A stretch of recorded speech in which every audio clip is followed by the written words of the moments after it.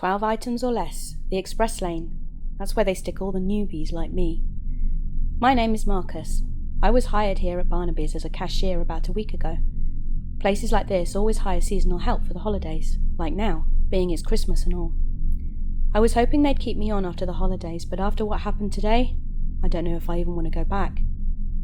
I finished my training yesterday, and today was my first day going solo. I was excited as this was my first job. I couldn't wait. The day started out pretty good. I arrived at work early like my dad always said to. It makes a good impression, he said. I clocked in and got my till. We have to get a fresh till at the beginning of our shift. By fresh, I mean $125 in coins and bills.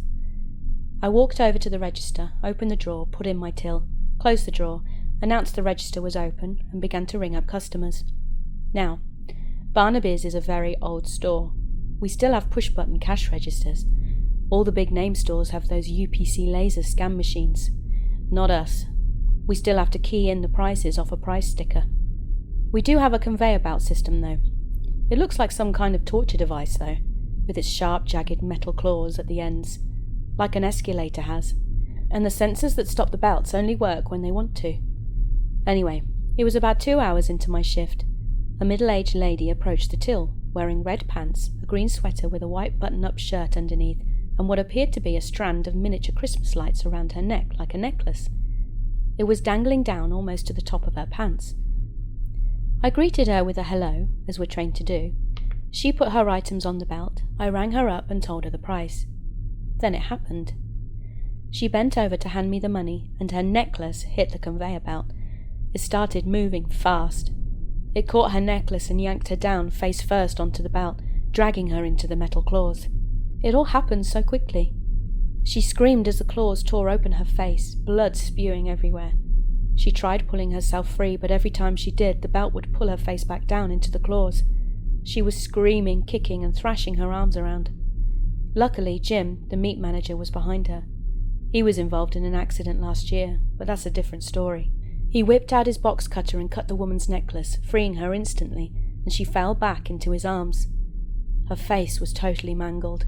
Her left cheek was ripped completely off, with her left eye dangling out of its socket. Blood was literally pouring out of her face.